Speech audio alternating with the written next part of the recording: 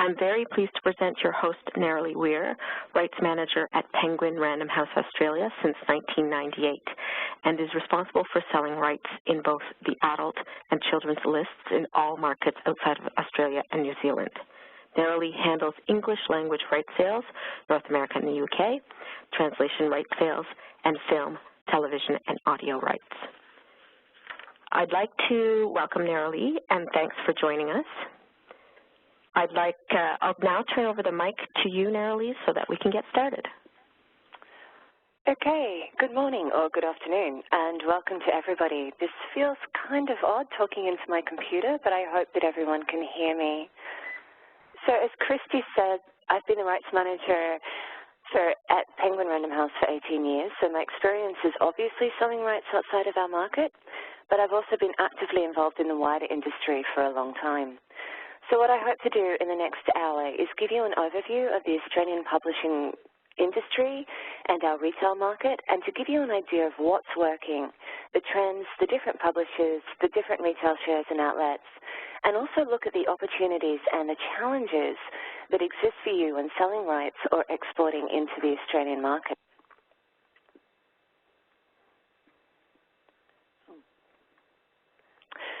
So firstly, just some facts and figures about Australia. Our population is 23 million, so it's about 60% of the population of Canada, though I think it's an almost equal English-speaking population. So while English is the predominant language, the most common languages spoken at home after English include Chinese, Italian, and Greek, with about 1% each. French was quite a long way down that list, with about 90,000 people speaking French at home. So European languages are still taught in our schools, but these days it seems more likely that students will learn an Asian language. We have a goods and services tax of 10% applied to all books, which was introduced about 15 years ago. At the time, it felt like the world was ending, but, you know, we've all kind of got used to it now. We don't have fixed book prices, but there's not the aggressive discounting that you see in other territories. In 2015, we saw sales of approximately $980 million in resale. We're mostly a paperback market, so we will publish in hardback for big nonfiction titles, particularly sporting biographies and history, but generally we'll publish first into trade paperback and follow with the smaller paperback edition if possible. So Australia and Canada share a lot. Both of us are former British colonies. Most of our country's landmass is pretty uninhabitable, and we're both somewhat economically reliant on manufacturing and mining. But curiously, there's not a lot of trade between the two countries. So Canada ranks outside the top 15 two-way trading partners listing, and I think it might be at about number 20. So two important notes here, and ones that I'll keep returning to, particularly when selling rights to our market. We are part of the British Commonwealth, which means that UK publishers see the Australian and New Zealand territory as part of their sales territory. What this means is that we often don't even see some of the big manuscripts being submitted by the US agencies. It's only after the UK publishers have turned something down that the agents will look to Australia, and then it could be too late. Which brings us to legislation and the 30-90-day rule. What this essentially means is that we have to publish within 30 days of the first English language publication anywhere in the world, or booksellers can source different editions of that title and sell them here. The 90 days comes into play after publication, and if we're now out of stock of a book, if we can't supply that title to a bookseller within 90 days, then the bookseller is able to order from an international supplier. So that's still the legislation, but in 2012, and given the fact that we are in a global marketplace, we moved to a 14-day rule, which means that instead of 1 month or 3, we now have only 2 weeks to publish within that original English publication and to resupply for any book order. This was a voluntary move on the part of the publishers and part of the book industry's speed to market initiative. It's basically a use it or lose it approach to copyright. So when I'm talking about the Australian market, we often refer to Australia and New Zealand, or ANZ. So we distribute our titles, both local and international, into New Zealand, And traditionally, people talk about the ANZ market as if it was a single entity. It's not. Everything that I'll talk about today relates to the Australian market only, but occasionally I'll end up saying ANZ. So when I do, I mean Australia and New Zealand specifically. But it's definitely worth pointing out that if you're selling rights to Australia, the publisher will want New Zealand as well.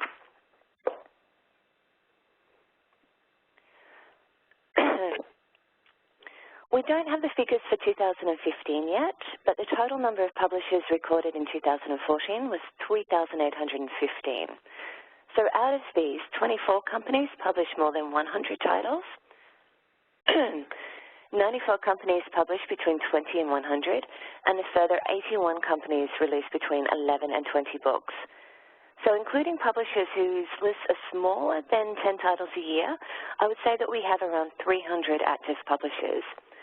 There were over 2,000 companies who published only one title, and commonly we think that that is in part due to self-publishing, but those figures have held steady since 2008, so I'm not entirely sure what these are. We did see a significant drop in the number of titles published from 2013 to 14, though also in 2014 we saw an increase in volume and value over 2013, so publishing slightly fewer titles, but having a higher turnover. And while we don't have more detailed figures for 2015, the retail value was increased again on 2014. And from what I've seen, I do think we published fewer titles in 2015 and suspect it'll be fewer in 2016.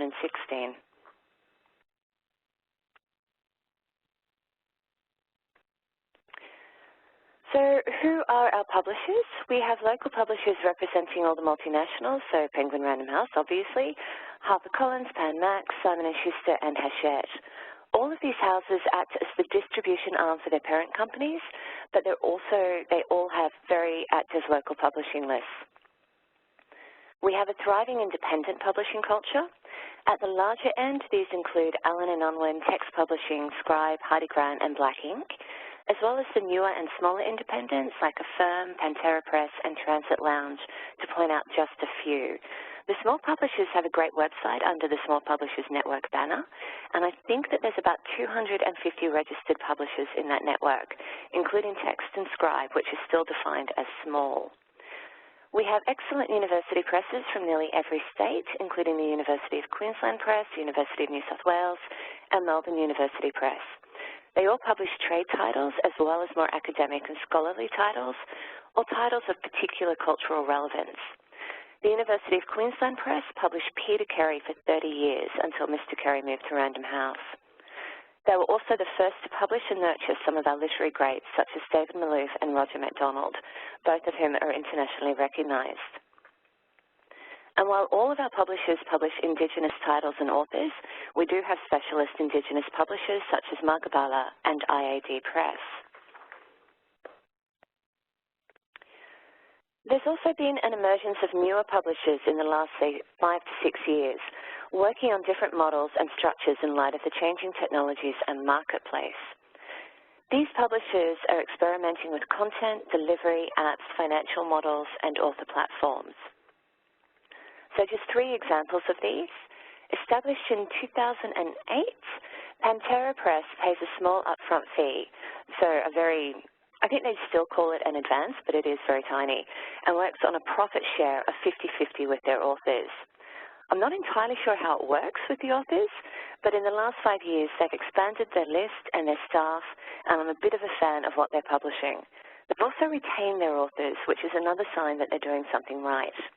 So I've got links to all of these actually in the resources section. Another company, the Author People, launched last year and is a mix of experienced book publishing people as well as people from completely outside the industry to provide a different perspective and kind of think of outside the traditional models of how we market to readers. They've had a lot of press recently, very mainstream press, and the co-founder is someone who I have a lot of respect for, both personally and in terms of her knowledge of the market, and I'm really interested to see how they develop. Thirdly, we have a very new poetry publisher. In some ways, this is a passion project of another very experienced children's publisher, but Pitt Street Poetry operates within very real constraints of a small and niche market. Their office is their lounge room, their print runs are tiny, and one of their first releases was a finalist in the Prime Minister's Literary Awards. So again, they're focused on finding their key readers and connecting to them in terms of sales and also building a community among them. So reaching out to an Australian community of poetry lovers and printing maybe 300 copies of their books. But again, they're getting a lot of press and having a lot of success. Another example of innovation from the independent presses relates more to distribution. So Allen & Unwin has set up an office in the UK. The publisher in that office acquires rights from everywhere, so builds up a local British list. But they also have that dedicated and London-based team, which allows Allen & Unwin to distribute their titles in the UK more effectively with targeted publicity and promotion. So Scribe Publishing has also opened up an office in the UK for this reason. And it's a great way of, you've put your titles on distribution, but how do people know that they exist? So having that office there is a really great thing.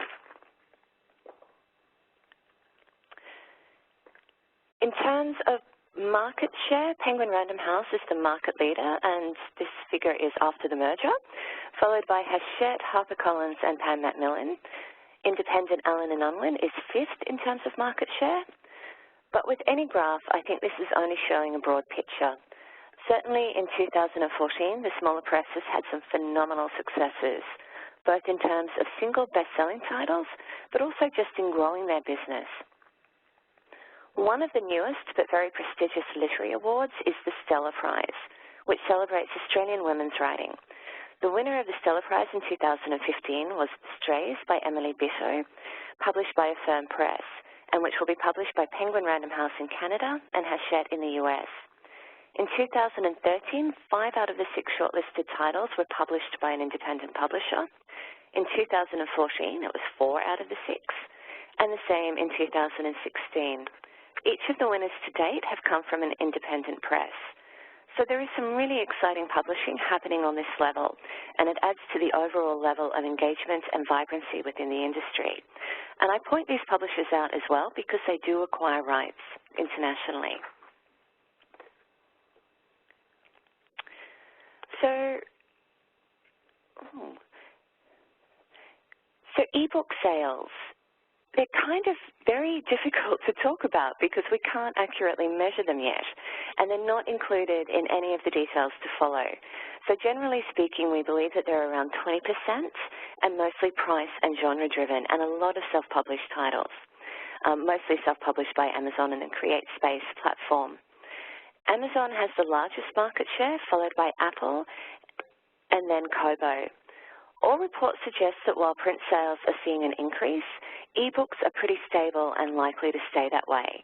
So we probably won't see ebook sales reach the level that they have in the US, for example. Retail turnover of print titles in 2015, as I mentioned, was approximately $980 million, which is an increase on the last 2 years. So 2014 was $937, and 2013 was $917.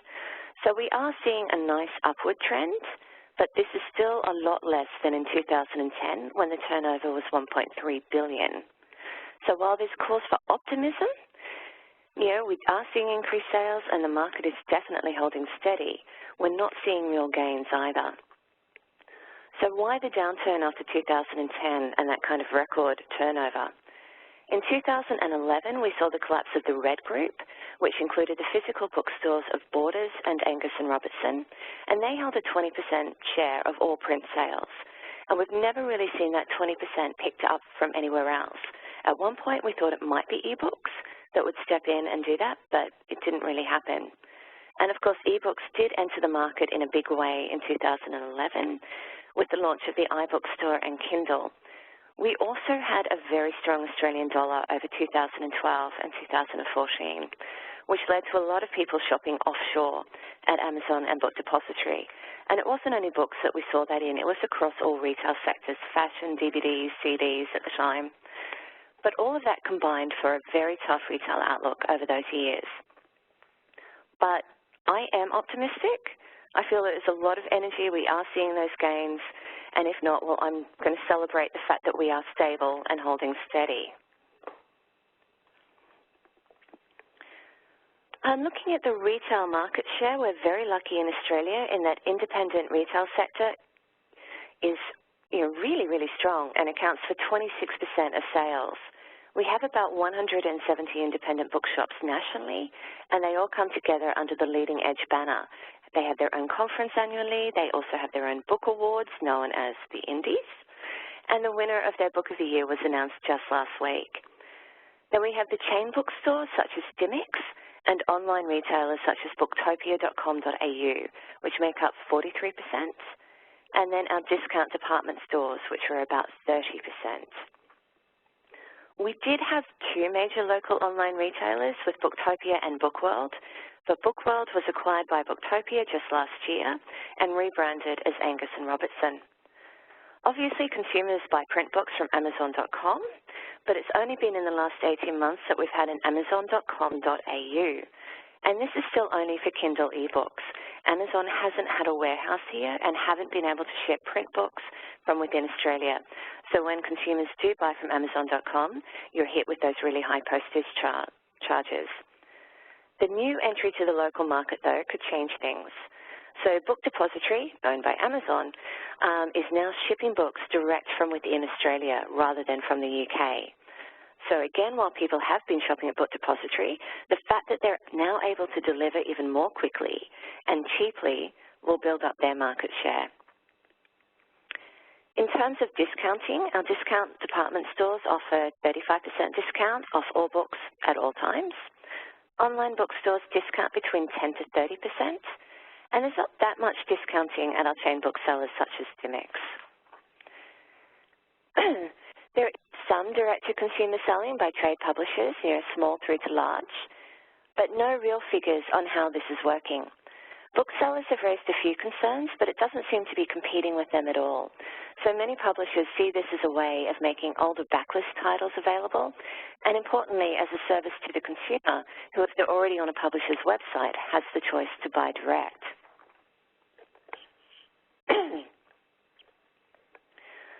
Market trends. Now, this probably tells you nothing that you didn't already know.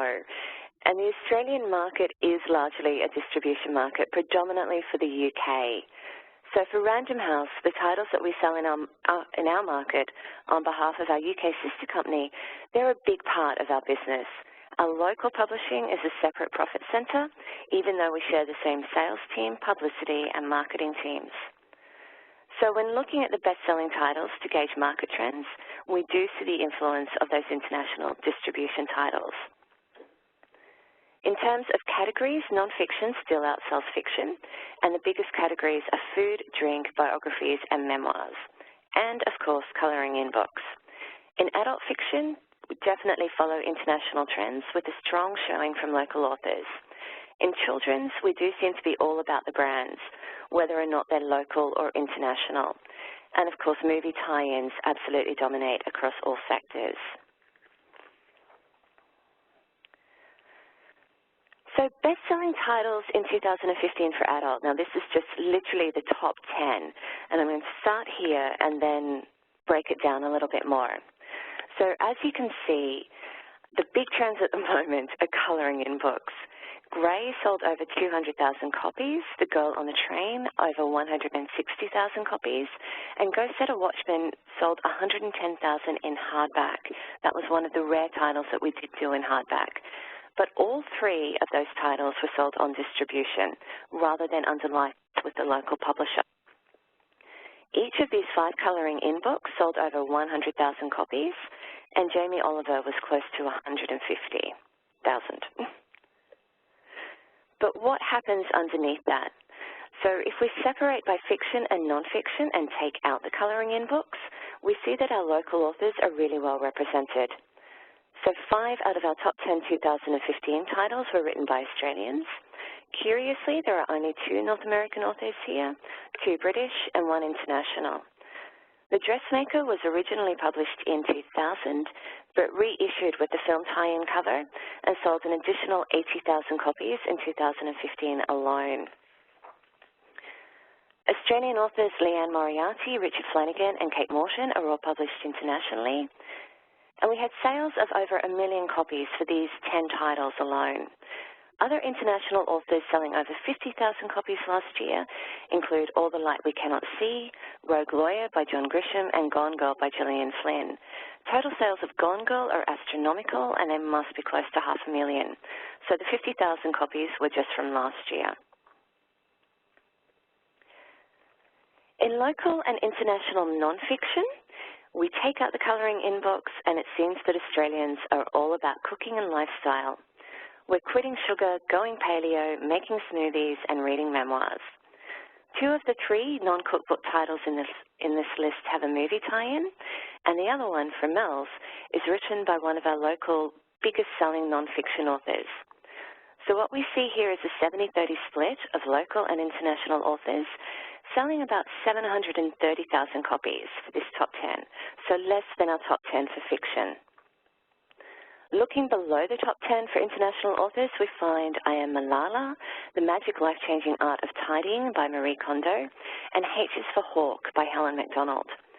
But there's not as much in common with the international non-fiction bestseller lists as there is with fiction. Business titles aren't as strong here as they are in other markets, and self-help, the traditional style of self-help, relationships, and parenting do seem to be declining. In terms of children's, it is all about Jeff Kinney and the Wimpy Kid, and Andy Griffiths and Terry Denton and the 13-Story Treehouse series.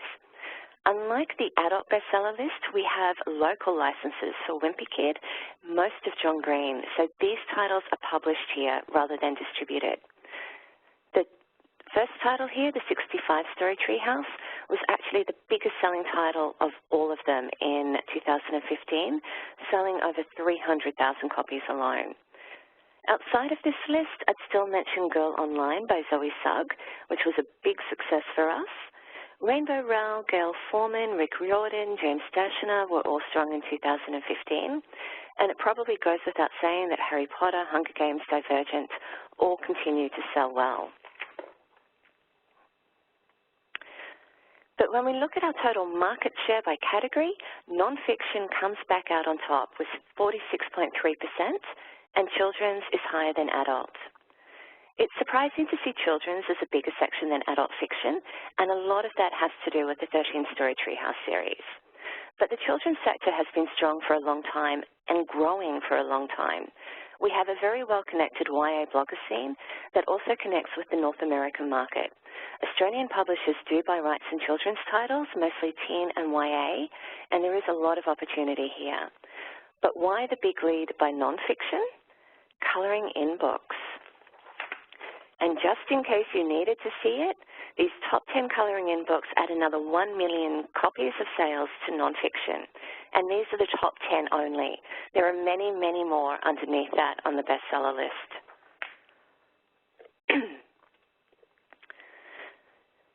So like anywhere, our big titles can sell exceptionally well, but what about the other 99%? Generally, our print runs are between 3,000 to 5,000 copies for new fiction or children's books, and between 7,000 to 10,000 copies or 6,000 to 20,000 for nonfiction.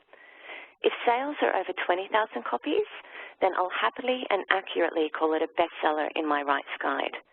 To quote an agent from Curtis Brown from just last week, advances are between 3,000 to 200, which again is like anywhere in the world and gives you no indication at all. But generally, I would say between 3,000 to 10,000 Australian dollars is the average advance.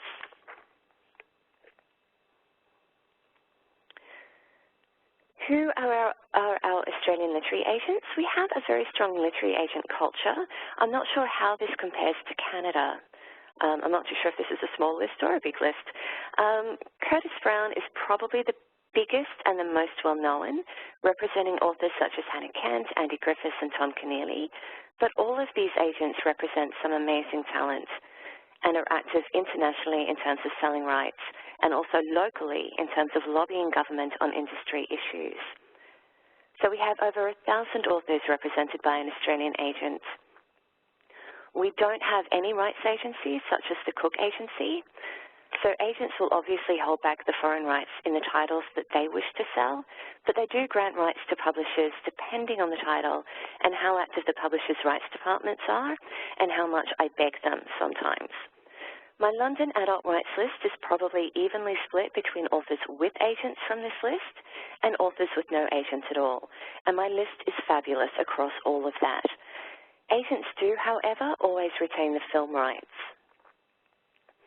When selling rights, most Australian agents and a lot of publishers have relationships with UK and US co-agents, which makes sense for us. For my list, I work with US co-agents on a title-by-title basis rather than an exclusive relationship. And I like this because selling direct, to North America, to the UK, even to Germany, is obviously one of the favorite parts of my job. But there's also the very compelling argument that working with co-agents can get you better results. They're based in that territory. They have a deeper understanding of their single market. They know more editors, and they're more up-to-date on trends. Rights sellers are often trying to place rights throughout the world, and we don't often have that opportunity to focus on a single market. That said, I haven't had a North American rights deal via a co-agent in a few years now, and we're still doing really well in the UK and the US, so it can be done direct. In Australia, we don't often have foreign rights departments at publishing houses reaching out to literary agents. But that's exactly what we do with Trident or Inkwell or Writers House in the US. So I don't know why it can't be done. I don't know why the rights department at a smaller house in the US or Canada isn't reaching out to Curtis Brown here. It could be worth it to see if there are any possibilities. My biggest concern with agents is something pretty selfish, and I'm not sure if it's something that I share with Canadians. But we're seeing more Australian authors being represented directly by the UK and the US agents, cutting out the Australian Rights Department and the local literary agent to an extent. In the past, we would always see this once an author was successful internationally. It's something that happens, we understand it, we wish them luck. But more and more, we're seeing new and debut authors querying the UK and the US agents first and being very successful. I think that this is mostly in children's and adult romance and fantasy. As a rights seller, this kind of breaks my heart, but given the success that these authors are finding, it also makes me really happy for the strength of our industry. Australian literary agents have their own organisation and are very active in lobbying government and working with the Australian Publishers Association, the Copyright Council, the Australian Society of Authors, and state writer centres on different issues that affect the industry.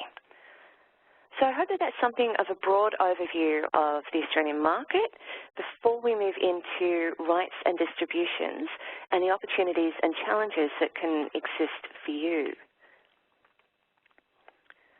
I'm going to look at selling rights first, and I'm going to start with the good news because it does seem that there's a healthy market in Australia for Canadian authors.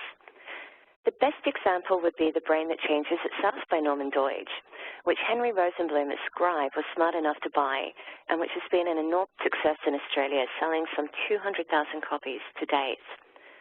But there are also a lot of other examples on this slide with fiction, non-fiction, and YA. And I try to keep this very recent, so just books from the last few years. So text publishing obviously dominates here, and that's for two reasons. Firstly, they very nicely shared all of this information with me when I let them know that I was talking to you all, as did Scribe. But also their business model is very effective, both text and Scribe. Both publishers are incredibly internationally aware, and both publishers have an excellent eye for titles with international appeal, which is not to say that the rest of our industry doesn't, but I have to admit, with a little bit of jealousy, that both text and Scribe do it very, very well. And that is part of the advantage of being a smaller publisher. You're nimble and able to focus on a particular strength or publishing area. But as they also explained to me, text routinely licenses Canadian rights separately to the US, and usually ahead of the US deal. So over the last 12 months, text had two very big titles, which were licensed in Canada separately and at auction, though it did help that the US and Canadian publishers involved in those deals knew each other and were able to work in tandem. Interestingly, those two that were auctioned weren't Australian, but Hungarian and German. And coming back to the co-agenting, text is represented in the US and Canada by Inkwell Management. But the fact that Text also found both of these books, they found them in Frankfurt, they bought the World English Language rights, and were then able to turn around and sell them elsewhere. Another example from the Penguin Random House list is by Darren Groff, called Are You Seeing Me? Rights were sold by Curtis Brown Australia, with world rights excluding North America coming to me and Random House, and North American rights to Orca Books in Canada. This was in part because the author was born in Australia but currently lives in Canada, and his book was set in both countries. But Are You Seeing Me won the Adelaide Writers Festival Award for YA Literature just last month, and was a finalist in the Canadian Governor-General's Literary Awards last year, as well as receiving other shortlistings for awards in both North America and Australia. So it is both those titles that have that international appeal and the titles that have that specific territory, and you can find those co-publishing arrangements. But this is only a small listing of the overall right sales and possible examples, and I'm sure that there are many more. And it did seem to me that this list of Canadian authors with ANZ licenses was a little bit smaller than I thought it would be, because Australian publishers do actively acquire from the US and from US and UK-based literary agents.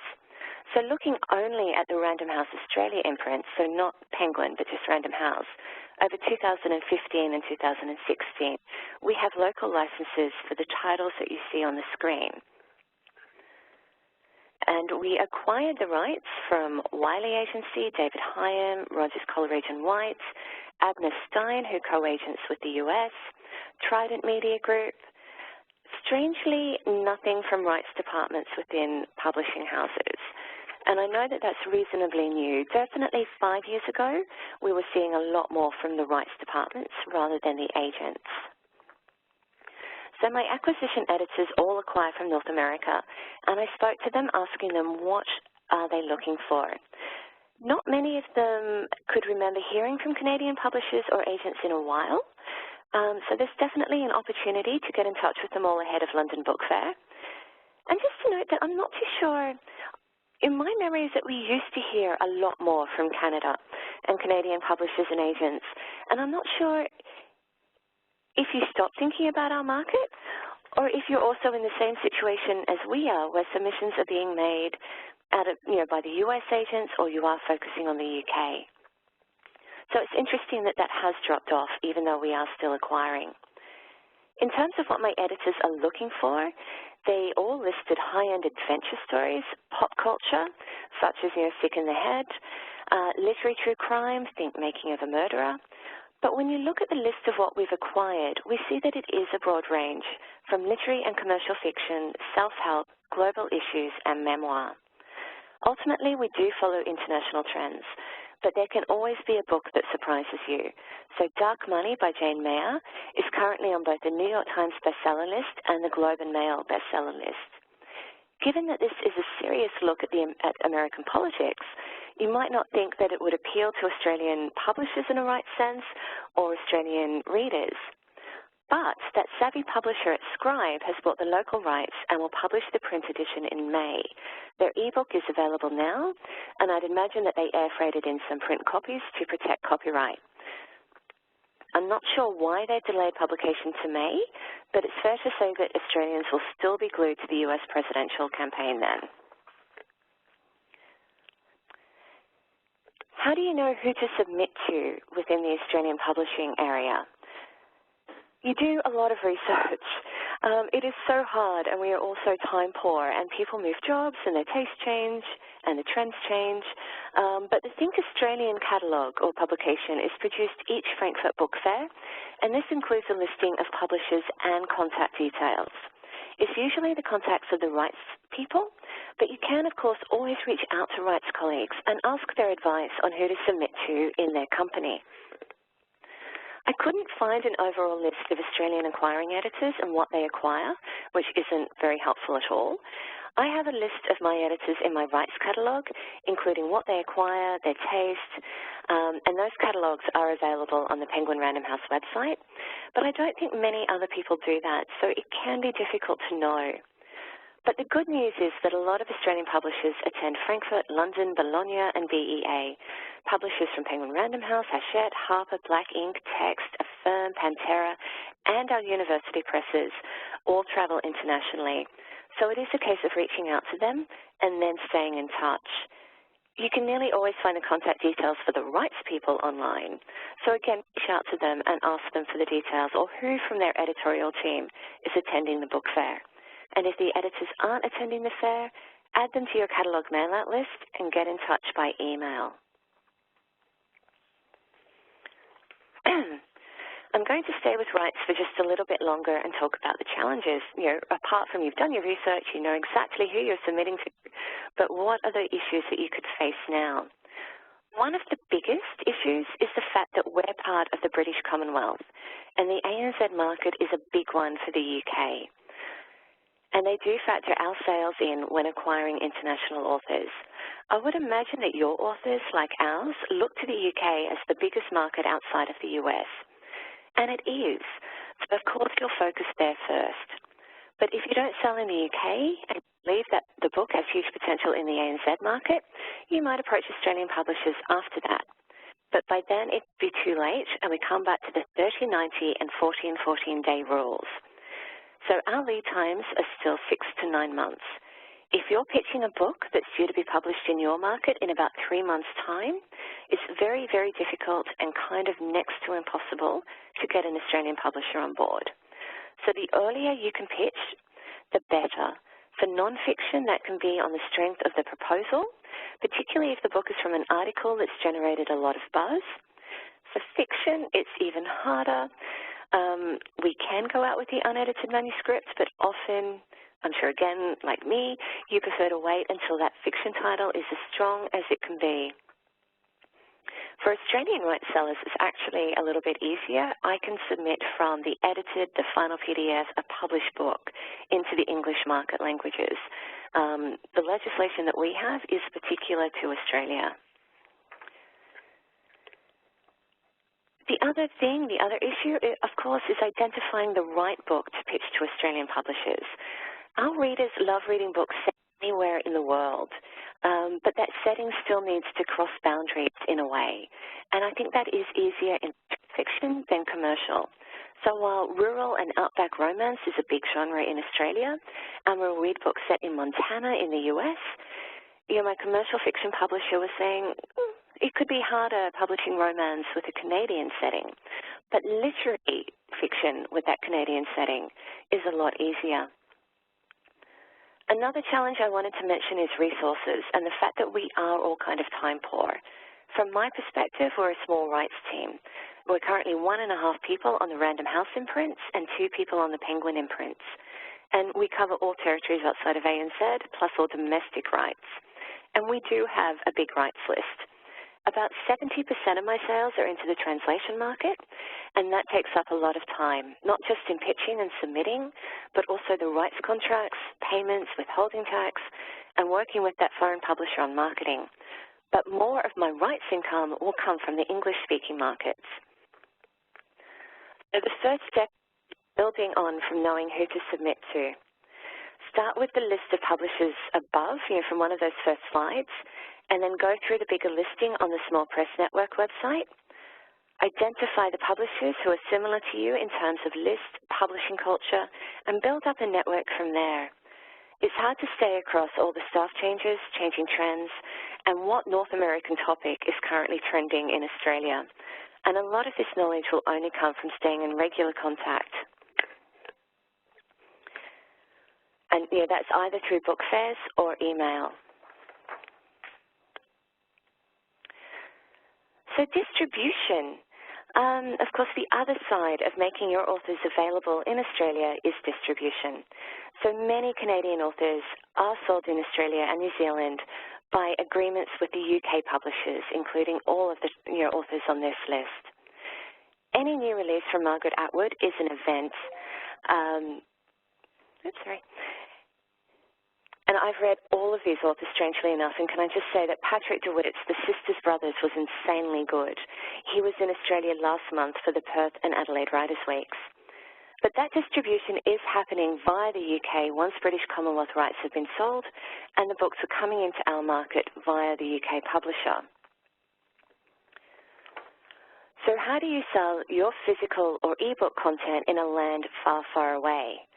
From Australia, we distribute our print books in the UK and the US, but obviously freight costs are an issue, along with exchange rate fluctuations. And the other issue is format. Not so much of an issue for us and our paperbacks, but it is an issue if you're distributing hardbacks here. In some ways, you're better off waiting for that second format paperback. There's no consolidated export arrangements between Australian publishers, so I think this should be something that we look at, and it might be something that Canadian publishers look at as well. I mean, the fact is, we're all sending different orders at different times, and those freight costs really do eat away at margins. Finding a distributor is a bit like selling rights. Finding the right company who understands the books that you publish and knows how to sell them. With some companies, you're distributed in the US via a publisher, and then depending on your agreement with that US publisher, those titles again might be coming into Australia through distribution here. But Lightning Source and their print-on-demand services operate locally, and the best advice I can give here is research an Australian company which feels similar to yours in size, list, and publishing ethos. See who their distributor is and contact them, or contact that publisher and see if they can act as a third-party agent. A good resource here is our trade magazine, Bookseller Plus Publisher, which is available online. In their menu, you can go to News, Agency Changes, and then there's a wonderful list of who distributes for who and any changes. And I did see at least one US-based publisher in that recent listing, but no Canadians.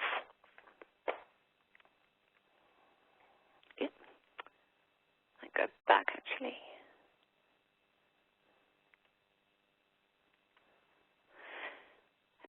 Promotion and marketing. It might seem odd to go from distribution to promotion and marketing, but there is a relationship here, I promise. Apart from the freight, logistics, and the challenges of distribution is really about discoverability. Your title is available for sale, but how do consumers know about it? At the moment, the English language world has never been so connected. It's the internet and the iPad, but more than that, it's the access that Australians now have to the rest of the world's news and pop culture. Netflix finally launched in Australia last year, along with a number of other streaming services. On our existing cable network, we can watch Game of Thrones the same day and time that it airs in the US. We have CNN, Fox News, BBC. We can watch Vikings and Orphan Black at the same time that you can. And in the same way, we have immediate access to the New York Times via the app. You have the books section of the New York Times delivered to your email box every Friday. We have digital subscriptions to all kinds of magazines. And of course, the biggies, Twitter, blogs, and online review sites. All of this adds to an immediacy. If your title is attracting all of that attention, you want it available at that time in all markets, whether via rights or distribution.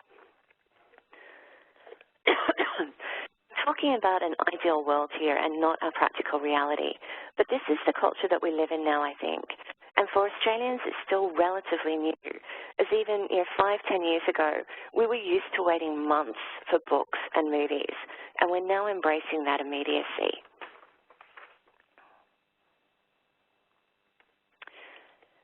I wanted to talk briefly about some of the challenges that we're facing as an industry and 3 issues that have come up over the past 18 months. So parallel importation, I mentioned regularly the 30-90-day rule, which is now in effect the 14-14 days. The current government would like to do away with this entirely and open our market to more imports. The general feeling is that this would lower our book prices and be more beneficial to the consumer, but our book prices have been coming down steadily over the past few years, and while not as cheap as other English markets, there's more at play in book prices than currency exchange. The biggest fear for publishers is that opening our market will decrease the opportunities for our local authors, both at home and abroad, and it will affect our ability to buy rights as well. If we can't ensure that our edition of that book is the only one available in our market, we're losing sales and we're losing margin. Another issue is the proposed change from our current copyright law of fair dealing to the US-based fair use, which I understand had a major impact on educational publishers in Canada. And that one, both of these issues are ongoing, and we'll see what happens as the year goes on. And then funding cuts, which is our third big issue that we're facing at the moment. In the 2015 federal budget, the Australian government drastically cut the amount of funding available to the Australian Council for the Arts. This is across all sectors. It's been very controversial, a lot of protests, and yes, I think we'll just all wait and see what happens there, which is actually a terrible lead-in to what government support and funding opportunities are available, but here we are. My personal belief is that the funding cuts across literature will be felt more at home. So fewer grants to our authors, fewer grants for rights sellers to travel to book fairs, and fewer grants for translation. But there are still two initiatives that I want to highlight. The Visiting International Publishers Program has been running since 1998 and is one of our most successful initiatives. And what this does really is help us sell rights and introduces international publishers to our authors and publishing culture while they get to experience, Sydney or Adelaide. It's generally said that we've secured about $5 million in rights sales from this program, but I personally believe it's a lot more. It's run like a book fair fellowship with between 10 to 15 publishers from different markets brought to Australia for either the Adelaide or Sydney Writers' Festivals. There are industry panels presented by the international publishers, and they do need to have book fair-style meetings with every Australian rights seller and agent. But outside of that, there's also dinners and parties associated with the festivals, and a chance to really connect either with an author or a publishing contact, or just get to know what's happening here. We have had quite a few Canadians on the program, but I was surprised to see that we haven't had anybody since 2011. The program is confirmed for 2016, but for the first time it's open to self-nomination. It is aimed at acquisition editors, literary scouts, and occasionally literary agents, but sadly not rights sellers. But do let your publishers know, and again, the link is right there. The Australia Council also works with its counterparts, and I think Hal Wake came to the Writers' Festival in conjunction with the Canada Council for the Arts last year for the Sydney Writers' Festival. Adding to the shake-up last year, the Australia Council had just completed its review of the funding grants model. So between that review and the funding cuts, applications for funding has become a very restricted and competitive funding space with only about a 15% success rate. So grants for the more traditional publishing, promotion, and translation no longer exist. In many ways, and it's a little counterintuitive, but any application for funding has to be more ambitious than ever. Funding for projects from organizations is now a minimum grant of $10,000. So festival directors could apply for funding to bring 2 or more Australian authors to publishers of Indigenous writing could apply for funds around cultural exchange. For example, a tour or an anthology featuring Indigenous writers from both Canada and Australia, where the emphasis is on learning and exchange. Applications from small and independent international publishers are definitely welcome. We're seeing something similar play out in the film industry and funding for Screen Australia. Their funding has also been cut, and they're focusing still on mainstream releases, but also digital platforms and new ways of collaborating internationally. It was announced just this week that the Canada Media Fund and Screen Australia have partnered together to fund 3 interactive digital media co-productions to the amount of $500,000. So this was actually reported in Publishing Perspectives, interestingly enough, with a pull-out quote of a great blending of Aussie and Canadian talents. So other things to think about when applying for funds, and I should stress that when I spoke to the Australia Council, some of what I'm saying is my opinion only and how I'll be approaching any applications that I make. But do read the Australia Council's strategic plan, relate your goals back to that, and this is entirely possible, trust me, as our growing international presence is a big part of the Australia Council's aim. So focus on exchange, whether it's Indigenous authors, literary authors, who could be involved in running writers programs. focus on the benefit to the Australian author and the Australian cultural scene, and talk to somebody in the grants team at the Australia Council, either by phone or email. They're great people, really help you, really helpful, and they can help you tailor your application. If you're applying for funds to tour an Australian author, connect with the Australian publisher as well and ask for their help with any application, even if it's just for the context.